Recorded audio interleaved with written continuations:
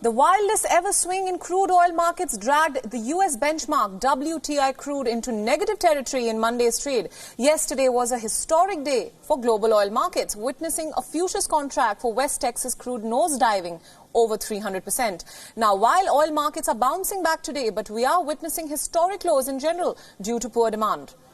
The price on the futures contract for West Texas crude that is due to expire fell into negative territory and hit minus $37.63 a barrel yesterday. Negative prices are the latest indication of the depth of this crisis that is hitting the oil sector as of now. The benchmark collapsed to unprecedented lows as traders tried to get rid of unwanted crude amid a devastating supply glut, where crude oil traders prematurely dumped May contracts a day ahead of the expiry. The extreme plunge shows how oversupplied the US oil market has become, with industrial and economic activity grinding to a halt as governments around the globe have extended shutdowns. The decline reflects the logistical limits of the physical oil market. There literally is nowhere to store all the oil, so it is being pumped into storage tanks as of now. But the problem is those storage tanks are now starting to fill up and no one wants any new oil.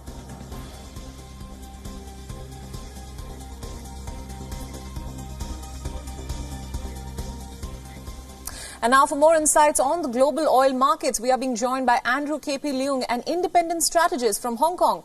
Hi, Andrew. Thank you for joining us. So oil prices crashed into negative territory for the first time in history yesterday. And now they seem to have rebounded somewhat. But this is, of course, a big blow to the global economy. Tell us, is the financial community sounding any alarm bells yet? Well, as you pointed out just now, it's not only that the world demand has been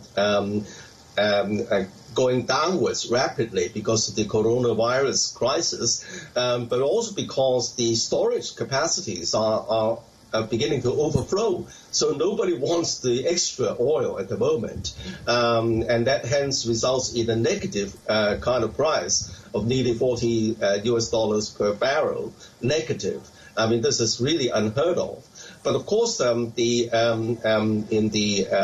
slightly longer term, the prospects of a slight improvement in the coronavirus situation gives hope that perhaps, just perhaps, this dramatic drop in the oil prices would be relatively temporary. But how temporary is temporary? There are various kind of speculations going on, whether by June this year the price will come back to $20 or slightly more than $20 positive a barrel.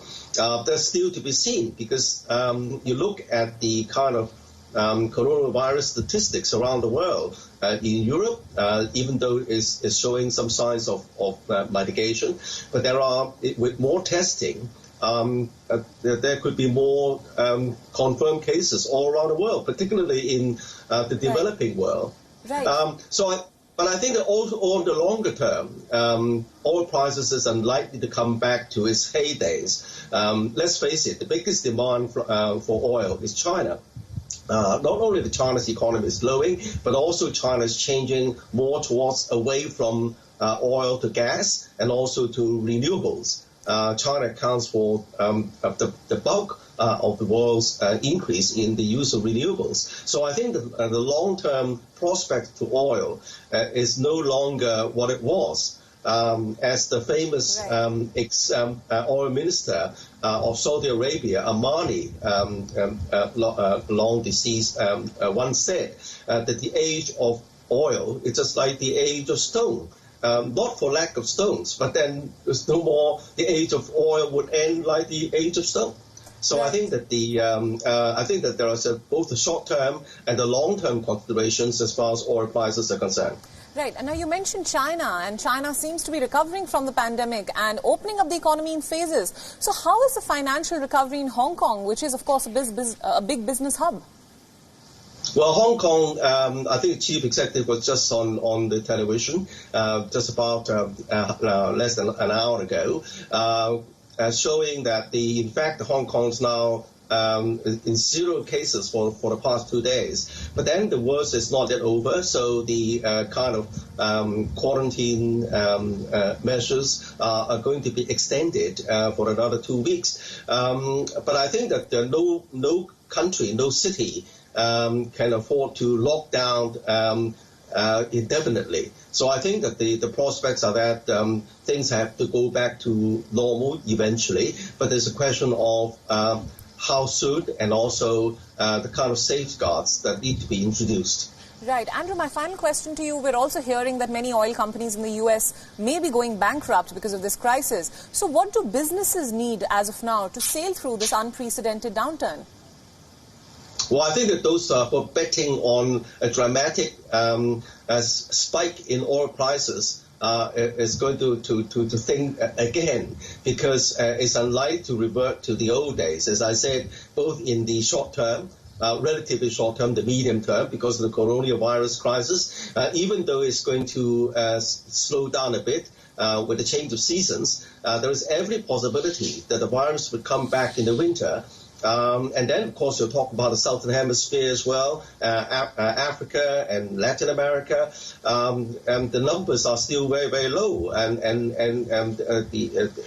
there's every possibility that's going to flare up in the Southern Hemisphere. So I think that this world demand for oil, especially with the aviation industry, with the shipping industry, with the car, with the automobile industry, they're all down. And as I said, China, even though it's coming back gradually to normal, but still, as I said, in the long term, China's now going away from oil. So I think that all these factors taken into consideration suggest that the long-term rise of oil prices is no longer the case. But of course, it doesn't mean that oil would be replaced entirely. But then, of course, its share in the total energy consumption mix is dropping quite rapidly.